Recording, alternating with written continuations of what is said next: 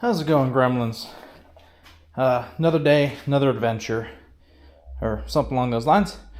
So yesterday I finally took this thing to be plated, registered, all that good stuff. It's legal to drive around everywhere.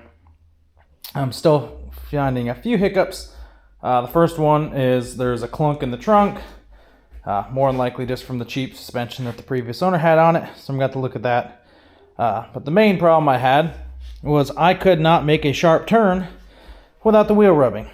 Now, obviously these are not the stock size wheels, they're a little bit wider, probably a good bit wider. I'd say almost maybe double the width of a stock one, maybe 3/4, something like that. So a lot bigger.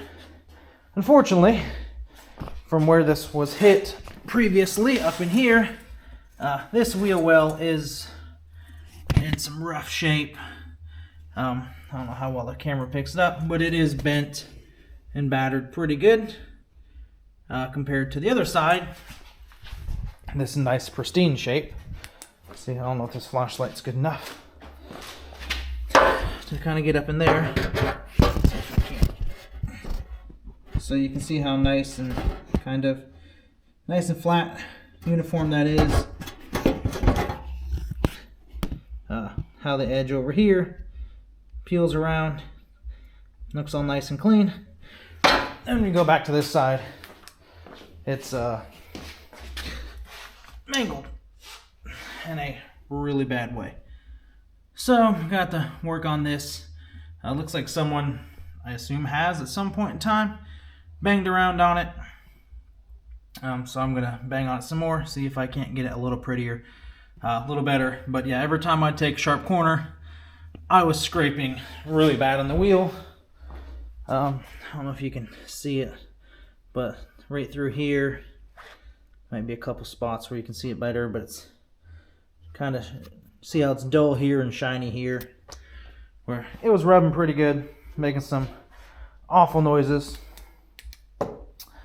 I figured it was just the fender rubbing, but I cranked the wheel all the way and the fender clears. I do want to try and clean up that bottom edge a little bit from where they gutted it. Might clean that corner up right there.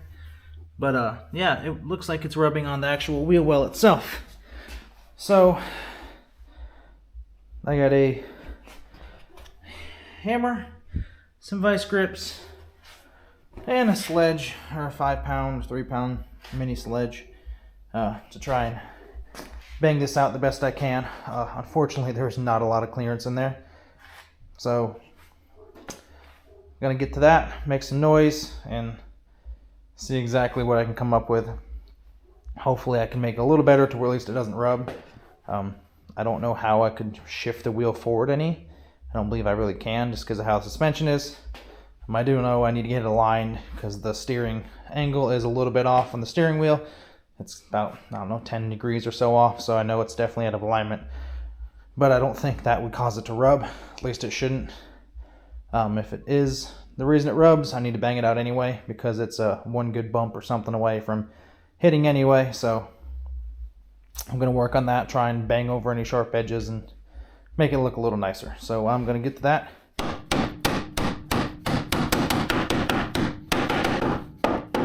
As you can see, I've been banging the crap out of it. I've been using vice grips and pliers and screwdrivers to try to kind of reshape that corner the best I can. Unfortunately, it is a struggle to get it to form, but we're doing the best I can with it. All right, so I beat the living crap out of it, as you can see. I don't know how easy it is to see, but I cleaned it up pretty good with some brake clean and a buffing wheel. As you can tell, I'm going to use the silicone tube. There's the gaps all the way through there. So I'm going to take some good old trusty silicone, pick up at your hardware store, and just kind of seal everything in the best I can. Try and keep water and debris from getting inside the frame. Then after that, I'm going to bang over this lip here, fold it back over where I believe it should be. From the looks of it, I'm not positive, but that's what it looks best. And then I'll let the silicone set up for a little bit, and then I'll probably hit it with some primer and some paint just to seal it in. The bare metal the best I can. Might not be perfect, but it's going to be better than what it was. Hopefully that keeps it from hitting. The only other thing I may need to do is trim that back like we talked about previously. It's a real rough edge. Best case scenario, I may just knock that corner off with good old trusty oscillating saw. It's just a cheap one I picked up, tool shop. Unfortunately, I have destroyed the bit. I don't know if it'll focus or not, but it's pretty rough. It's missing chunks and teeth out of it. So I'll probably have to get one of those whenever I go to the store.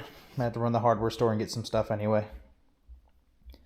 So small progress. I'm going to keep banging away at it, literally and figuratively, and I'll show you the update when it's done.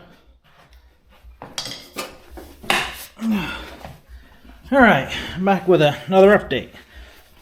This is way worse than I thought it was. So it's not just mangled up in here. It's also separated. If you can tell, in light maybe. Yeah, there we go. Big old gap right there too. So I got the bottom folded over, siliconed in. So hopefully that don't rub. I'm sure that's not how it was from the factory, but hey, it's what it's getting. So I'm trying to work my way up here. I need to kind of pull, I don't know if you can see in the camera, there's kind of a crease right there. So I'm going to try and pull that crease out just so I got somewhere for, this piece here, up here to hit. So if I can get this in here, fold it over onto that and sealed, I think that should be fine. Might not be the prettiest thing in the world, but it's better than that gap. So now I gotta figure out how to pull that out somehow. I do have a slide hammer. I'm gonna try a screw and a screwdriver, screw and a screwdriver and a hammer first before I break the slide hammer out and try to figure out how to use that to pull that out. Not really sure the best course of action on that one, but we're gonna give her a whirl and see what happens. Alright, after some persuasion with a hammer and a screw, I don't know, you can see the hole there, got pulled mostly flat. Probably never going to get it perfect just because of how it is. But I should be able to fold the top lip. Let's see if I can get this top lip over into here. Same thing as below. I will silicone the living crap out of it to seal it the best I can. And hopefully that's enough to keep the wheel from scrubbing. It looks a lot better than it did even right now. Look even better once I bang everything over and throw some primer and paint on it. So hopefully this fixes the wheel scrub. If not, it's back to more hammering. I don't know how much more I can hammer out, honestly. I still need to fix that piece down there. I'm more worried about this right now. So that's where we're at, and I will update you here after I bang this around and silicone the crap out of it. Editing me here. Apparently I never finished the video, or I lost it, or it got deleted somehow, or it's stuck in a folder. But I did get it finished. This is an after photo after I've been driving the car around. But as you can see, it is sealed up with silicone and banged over. This did fix most of the tire rub. There's still some due to just the fact that these tires are so wide and the way the fenders are. So they probably need to be rolled or suspension adjusted a little bit. But I did hit it with some Rust-Oleum rust converter black paint, just if there was any rust in there. I converted it, and it also helps keep it from rusting later on. So this did help some. Didn't solve all the problems, but little wins overall.